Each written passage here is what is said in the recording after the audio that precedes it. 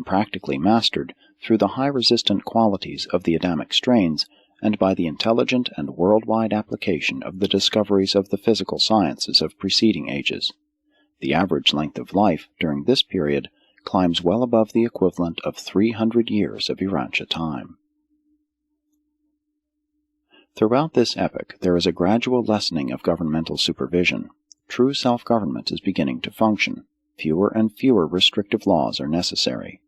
The military branches of national resistance are passing away. The era of international harmony is really arriving. There are many nations, mostly determined by land distribution, but only one race, one language, and one religion. Mortal affairs are almost, but not quite, utopian. This truly is a great and glorious age. 6. Urantia's post-bestowal age.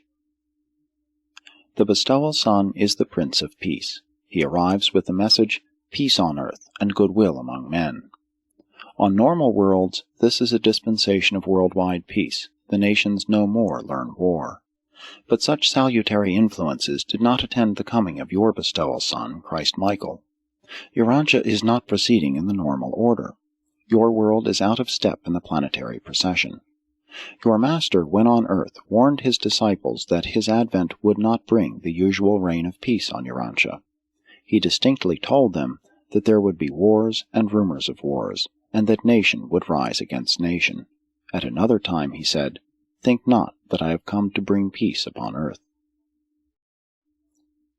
Even on normal evolutionary worlds, the realization of the worldwide brotherhood of man is not an easy accomplishment.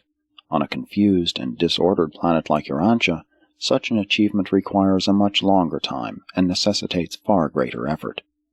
Unaided social evolution can hardly achieve such happy results on a spiritually isolated sphere. Religious revelation is essential to the realization of brotherhood on Urantia. While Jesus has shown the way to the immediate attainment of spiritual brotherhood, the realization of social brotherhood on your world depends much on the achievement of the following personal transformations and planetary adjustments. 1. Social fraternity.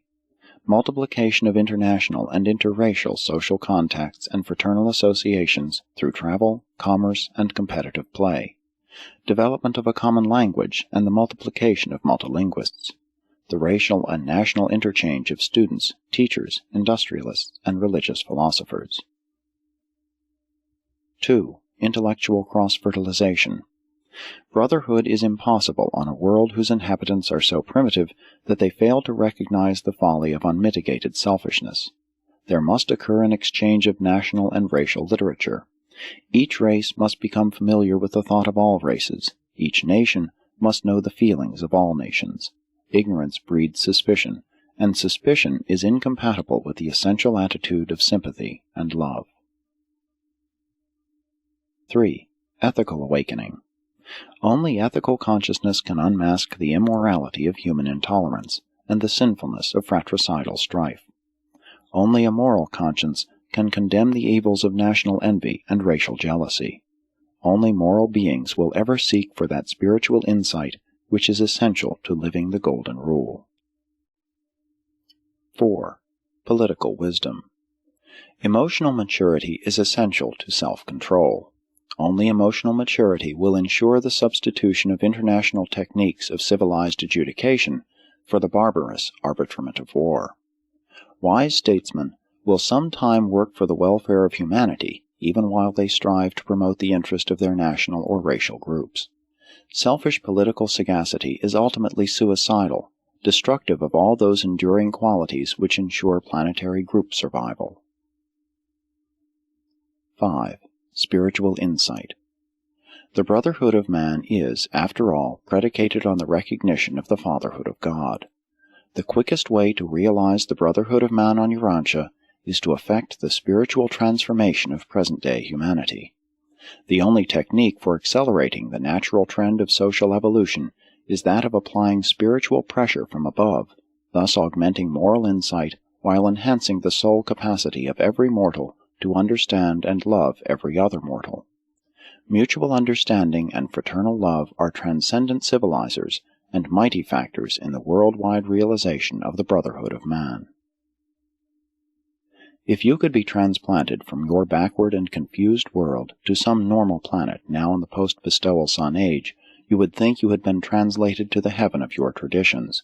You would hardly believe that you were observing the normal evolutionary workings of a mortal sphere of human habitation. These worlds are in the spiritual circuits of their realm, and they enjoy all the advantages of the universe broadcasts and the reflectivity services of the super-universe. 7. Post-Teacher Sun Man. The sons of the next order to arrive on the average evolutionary world are the Trinity Teacher Sons, the divine sons of the Paradise Trinity.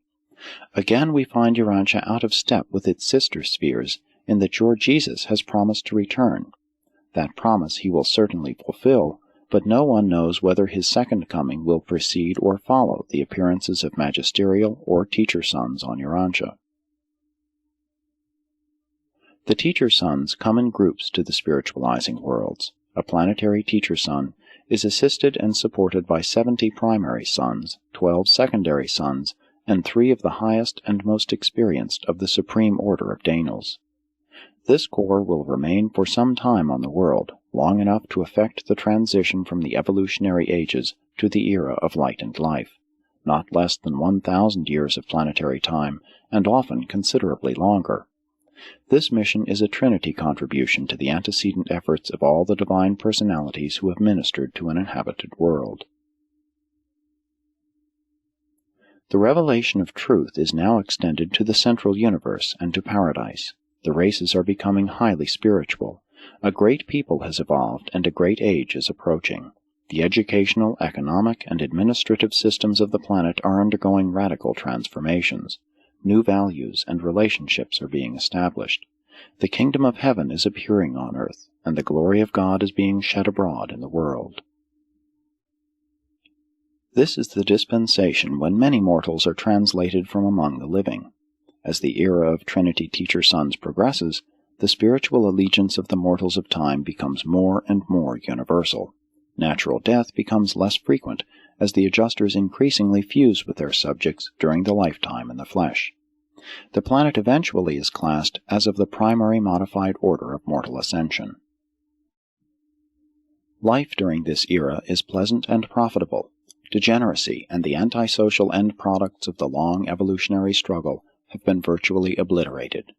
The length of life approaches 500 Urantia years, and the reproductive rate of racial increase is intelligently controlled. An entirely new order of society has arrived. There are still great differences among mortals, but the state of society more nearly approaches the ideals of social brotherhood and spiritual equality. Representative government is vanishing, and the world is passing under the rule of individual self-control. The function of government is chiefly directed to collective tasks of social administration and economic coordination. The Golden Age is coming on apace. The temporal goal of the long and intense planetary evolutionary struggle is in sight. The reward of the ages is soon to be realized. The wisdom of the gods is about to be manifested. The physical administration of a world during this age requires about 1 hour each day on the part of every adult individual, that is, the equivalent of 1 Urantia hour. The planet is in close touch with universe affairs, and its people scan the latest broadcast with the same keen interest you now manifest in the latest editions of your daily newspapers. These races are occupied with 1,000 things of interest unknown on your world. Increasingly, true planetary allegiance to the Supreme Being grows. Generation after generation, more and more of the race step into line with those who practice justice and live mercy. Slowly but surely, the world is being won to the joyous service of the sons of God. The physical difficulties and material problems have been largely solved. The planet is ripening for advanced life and a more settled existence. From time to time throughout their dispensation, teacher sons continue to come to these peaceful worlds.